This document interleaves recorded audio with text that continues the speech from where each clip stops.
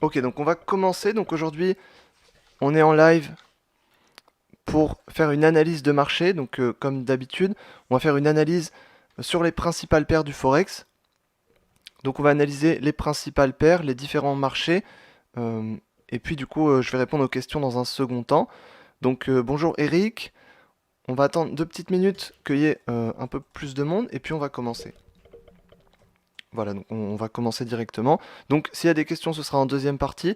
Et puis dans la première partie, on va d'abord analyser les principales paires du Forex. Donc on va faire Euro-USD, GBP-USD, USD-Yen, USD-CAD, AUD-USD, NZD-USD. Donc on va analyser vraiment les principales paires. Et puis ensuite, on analysera donc les indices, le gold, le pétrole, même le Bitcoin, pourquoi pas. Et, euh, et normalement, on aura fait le tour d'à peu près tous les marchés. Donc le but, c'est vraiment d'analyser pour savoir ce qu'on va faire euh, durant la semaine et puis durant les prochaines semaines. Donc on va commencer directement. Donc là, on est sur l'euro-dollar. Donc sur l'euro-dollar, la semaine dernière, on était donc dans un range.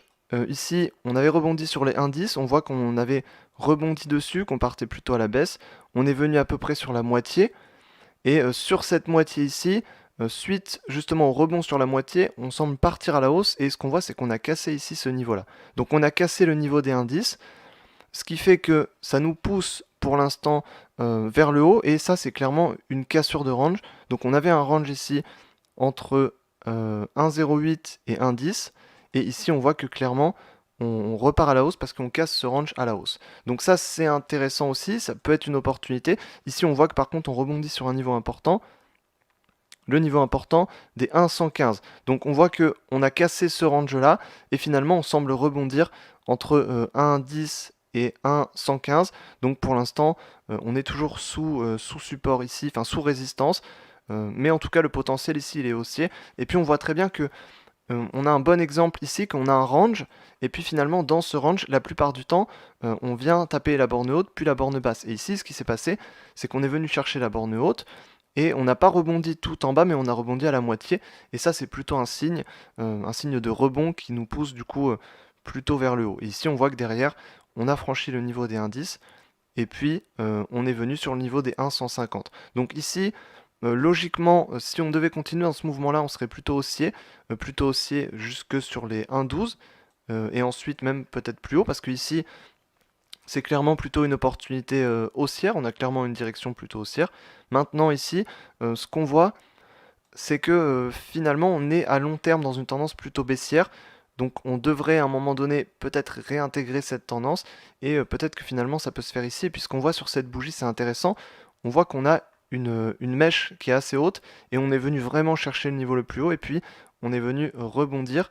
Donc ça c'est aussi assez important et ça c'est plutôt un signe de rebond. Donc pour l'instant, je dirais qu'à moyen terme et à court terme on sera haussier parce qu'on a franchi un niveau de résistance important.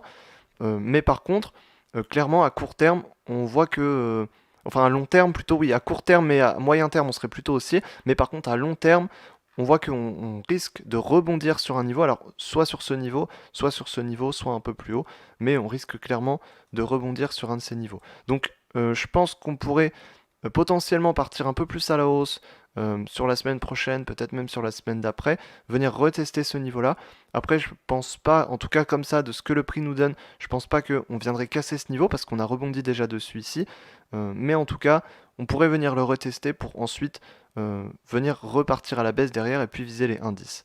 Donc je vais mettre plutôt la direction comme ça, mais à long terme, on cherchera plutôt un point d'entrée à la vente pour poursuivre la tendance baissière de long terme ici. Donc voilà pour l'euro USD. Ensuite sur le GBP USD. Donc sur le GBP USD ici, sur le GBP USD, ce qu'on voit c'est que on avait donc eu un pic de volatilité ici. On voit qu'on avait eu un range, qu'on part un petit peu plus à la baisse ici, et on voit que la tendance, elle est plutôt haussière depuis ce creux ici, plutôt haussière. Mais en même temps ici, on était plutôt baissier. Oui, la semaine dernière, j'étais plutôt baissier parce qu'on visait le même niveau qu'on avait déjà testé. Finalement, on n'est pas arrivé dessus, euh, mais on a franchi. Du coup, on l'a franchi. C'est plutôt un signe haussier, mais en même temps, on n'a pas énormément de volatilité. Donc, ce qu'on voit, c'est que Là, on n'a pas de grand mouvement. Voilà, on a eu un mouvement haussier comme ça. On voit qu'on a une mèche assez importante, donc on va peut-être pas forcément rebondir tout de suite sur ce niveau. Donc ici, je pense que on pourrait rester, voilà, on pourrait avoir un mouvement de ce type, c'est-à-dire en alignement avec peut-être ces deux creux.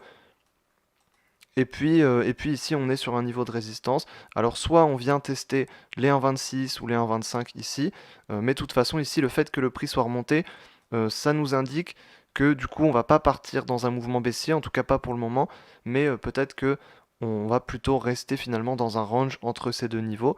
Donc peut-être entre 1,21 et puis 1,26 finalement, peut-être qu'entre ces niveaux, on va ranger.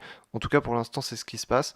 Euh, et on voit qu'on avait une vague comme ça, et puis on est en train de refaire une vague de ce sens-là. Donc ici, ouais, plutôt baissier. GBP/USD un peu compliqué. En tout cas, je dirais que c'est pas la meilleure paire sur laquelle on a des opportunités. Mais ça peut être intéressant aussi. Et puis je pense qu'on peut partir dans un mouvement plutôt comme ça ici sur cette paire.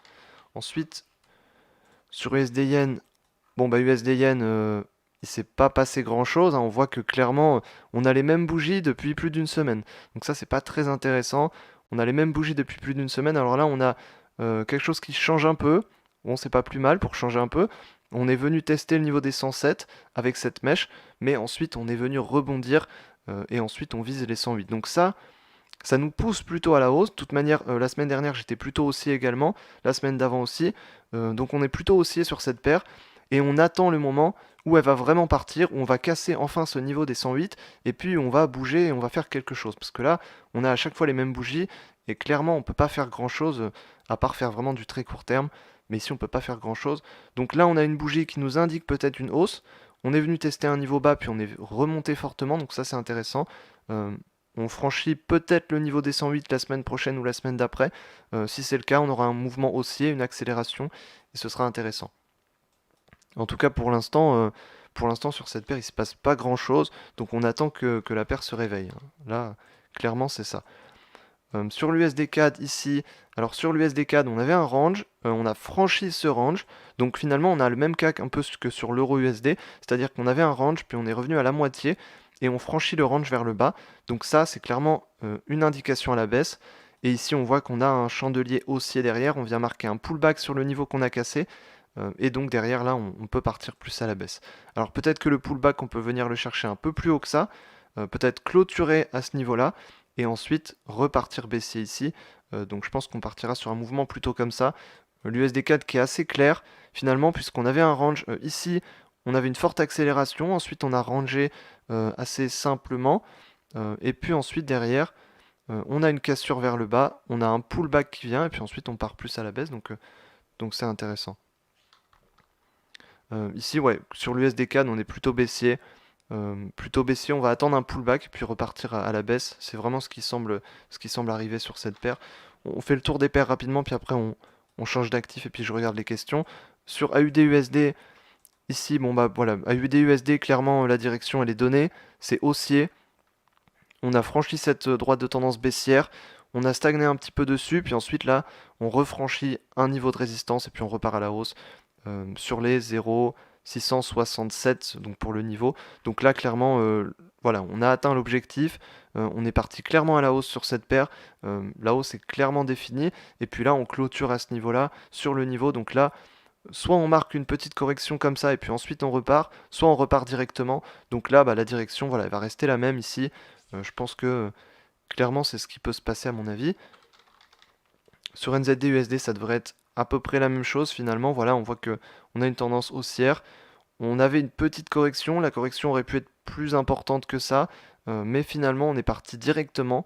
Donc ça c'est plutôt un signe. Et puis ensuite, là on stagne un petit peu plus. On stagne un petit peu plus sur les 0,62, le niveau qu'on a cassé, mais bon, on a clôturé au-dessus, donc on peut très bien partir plutôt aussi ici. La direction serait plutôt à la hausse. Ok, on a fait le tour du Forex et on va aller voir les indices.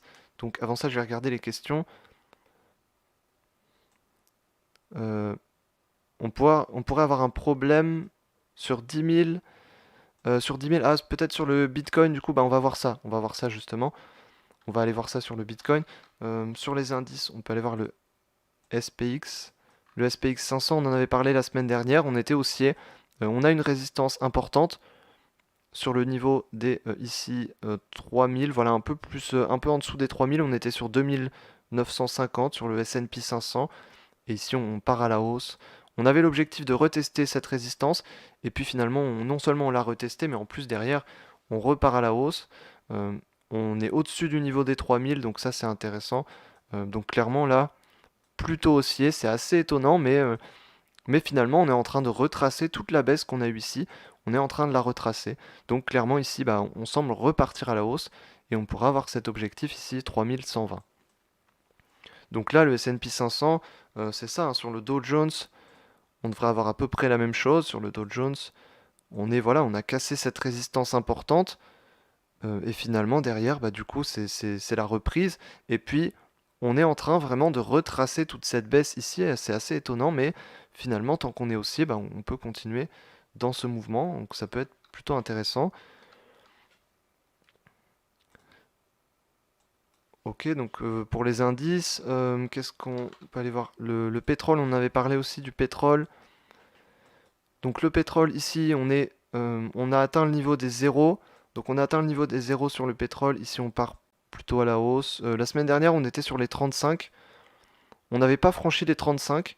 Et là, on voit que avec ce chandelier, on franchit les 35. Donc le mouvement il est à la hausse, clairement. Et là, du coup, il est encore plus à la hausse pour le moment. Donc de toute manière, à un moment donné, on devrait sûrement retrouver les niveaux. Alors peut-être pas les niveaux des 70 et 80 comme il y a quelques années, mais sûrement au moins un niveau des 50, au moins 50, voire peut-être 60. On devrait sûrement retourner vers ce niveau-là. On ne sait pas forcément quand, mais en tout cas, ce qu'on voit, c'est que on est en train de reprendre. Et finalement, un peu comme sur les indices, on est en train de remonter. Donc c'est un peu moins fort sur le pétrole, mais à mon avis, ça se fera aussi. Et puis là, on franchit une résistance. Donc clairement, le mouvement, il est plutôt haussier. Sur le gold, on en avait parlé aussi. Sur le gold, ici, donc après, on verra les opportunités aussi dont on a parlé la semaine dernière. On fera un débrief de ça. Euh, Avant ça, on va juste voir le gold. Sur le gold, ici, on était dans un range. On est plutôt haussier, hein. De toute manière, la tendance long terme est haussière. Ici, on est venu rebondir à la moitié, donc c'est plutôt un signe haussier. Et finalement, suite à ça, on vient sur le niveau des 1740 ici. Et puis bah là, soit on rebondit dessus, on remarque une correction comme ça, ici sur 1700 par exemple, et puis ensuite on repart tout en haut, soit on repart directement à la hausse. De toute manière, l'objectif ici, il va être haussier, donc je pense que voilà, on pourrait partir d'un niveau à peu près par ici, pour ensuite partir à la hausse, atteindre ce niveau-là, puisque historiquement à chaque fois c'est ce qui se passe, donc on pourrait venir chercher ce niveau-là. Ensuite, BTC USD, on en a parlé. BTC USD, on en a parlé. On pourrait avoir un problème sur les 10 000. Donc Romain, c'est ce que tu m'as dit. Alors, sur les 10 000, oui, voilà. Donc on est sur les 10 000 en fait. On n'est pas précisément sur les 10 000, mais on a touché les 10 000 plusieurs fois. Et donc le mouvement ici, il est à la hausse. Il est que si on franchit le niveau des 10 000 ici, on vient chercher le niveau des 12 000. On vient d'abord sur ce niveau, puis ensuite on ira plus haut. Mais donc là, le mouvement, il est haussier. L'opportunité, elle est plutôt haussière, mais elle est au-dessus des 10 000. Donc oui, on a une barrière sur les 10 000.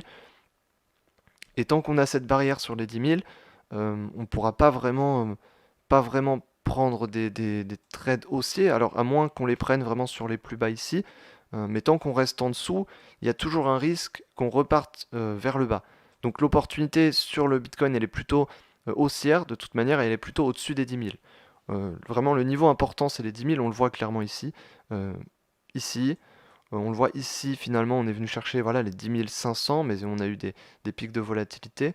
Et ouais, c'est un niveau important ici aussi. euh, Ici aussi, c'était un niveau important. Donc finalement, ouais, c'est un niveau important, c'est un niveau de résistance de toute manière.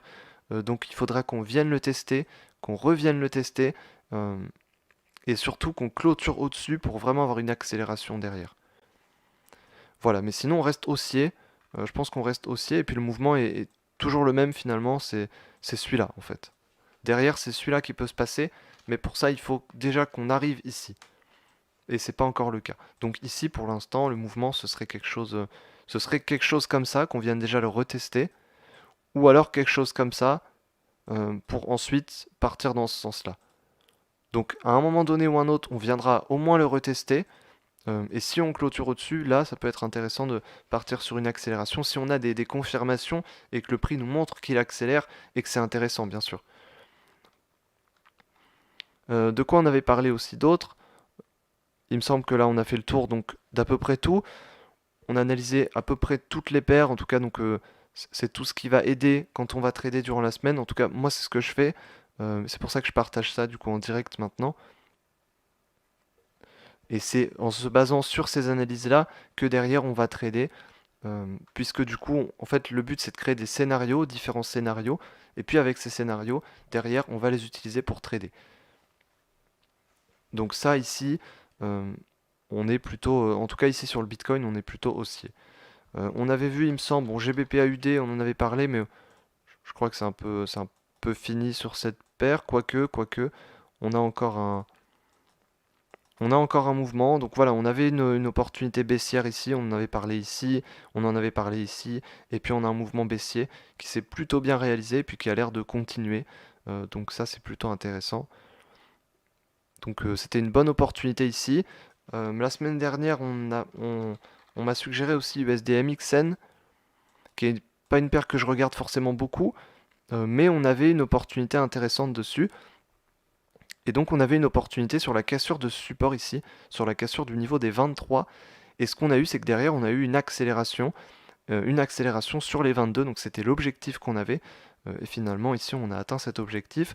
Et on pourrait sûrement, suite à ça, revenir sur les 22 pour peut-être recasser le niveau des 22 et puis partir peut-être un peu plus bas. Je pense que c'est vraiment ce qui peut se passer. Mais pour ça, il faudrait d'abord qu'on clôture sous les 22, qu'on franchisse ce niveau. Pour l'instant, c'est pas le cas. On a ralenti dessus. On peut peut-être marquer une correction comme ça pour ensuite repartir. Donc ici, plutôt baissier aussi, voilà, mais il faut d'abord tester ce niveau des 22. Mais en tout cas, c'était une bonne opportunité ici. Et on avait vraiment un mouvement intéressant sur USD MXN. C'est USD, donc dollar américain et peso mexicain ici. De quoi d'autre on avait parlé? Est-ce qu'il y a des questions du coup par rapport à cette semaine, par rapport aux analyses de cette semaine, euh, par rapport à différentes choses ou différents actifs qu'on n'a peut-être pas analysés souvent? Donc il me semble qu'on avait parlé de GBP/AUD, USD/MXN, on a fait le tour des paires, on a fait le tour des indices. On n'a pas vu les indices européens.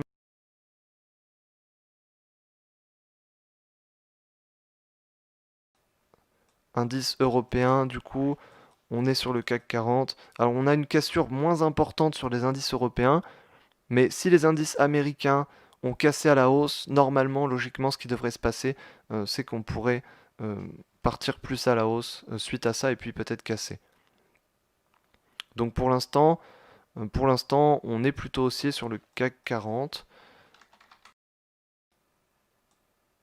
Est-ce que je peux vous aider au niveau de l'analyse de cette semaine, au niveau des paires, au niveau des différents actifs, sur la manière de trader aussi?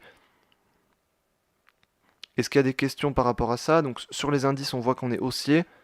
Voilà, si on refait le tour rapidement, on voit que sur le DAX, on est haussier, on a franchi un niveau important.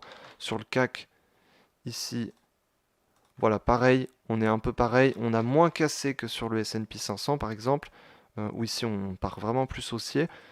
Mais en tout cas, on semble partir plutôt à la hausse sur les indices. Sur l'euro-dollar ici, on semble partir plutôt à la hausse, même si on a une correction ici qui risque d'arriver parce qu'on arrive sur un niveau important. Mais sur l'euro-dollar, on a quand même encore des choses à faire. Sur le GBP/USD, on est un petit un peu moins intéressant finalement. On risque de rebondir ici, mais on risque de rester un peu dans ce mouvement-là. Donc peut-être qu'on partirait pas sur une nouvelle accélération. Donc est-ce qu'il y a des questions par rapport à quelque chose, par rapport à un actif? Comment je peux vous aider dans l'analyse? Sinon, je pense qu'on a fait le tour là. Donc euh, on a vraiment analysé tout ce qu'il faut, hein. Voilà, on a le plan, les différents scénarios pour la semaine. Le but, c'est vraiment de partager ça. Donc si on a fait le tour, tant mieux. S'il y a des questions, écrivez vos questions dans le chat, puis j'y répondrai. Puis sinon, on clôturera ce live. Je pense qu'on a vraiment fait le tour aujourd'hui. Ok, donc je pense qu'on a fait le tour.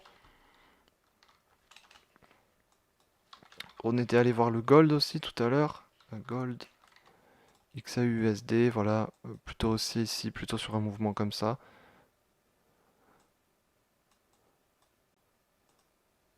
Donc s'il n'y a pas de questions, c'est super. Oui, donc, Romain, tu me dis que tu es sur l'euro-dollar. Ouais, l'euro-dollar, bah, on est plutôt bien sur l'euro-dollar, hein. Je sais pas si tu as profité de ce mouvement-là. Bon, on n'a pas eu beaucoup de bougies ici, on a eu que deux bougies encore. Mais sur la semaine prochaine, on devrait continuer dans ce sens. Peut-être peut-être corriger un peu, peut-être faire attention parce qu'on peut avoir une correction, un pullback. On n'a pas eu encore de pullback, mais on a cassé ce niveau, donc peut-être qu'on reviendrait sur un pullback. Mais ensuite, derrière, on viserait ce niveau-là et peut-être un peu plus haut. Mais la tendance long terme est baissière. Donc, faut peut-être pas rester longtemps en position. Mais ici, oui, on a des opportunités sur l'euro-dollar. Là, on sort de ce range, donc il y a des choses à faire. C'est intéressant. Super. C'est super que tu aies fait ça. C'est super. Donc, du coup, on se retrouve la semaine prochaine pour un live, donc pour un autre live sur l'analyse. Donc, on va réanalyser aussi les principaux actifs comme on a fait aujourd'hui. Donc, on se retrouve la semaine prochaine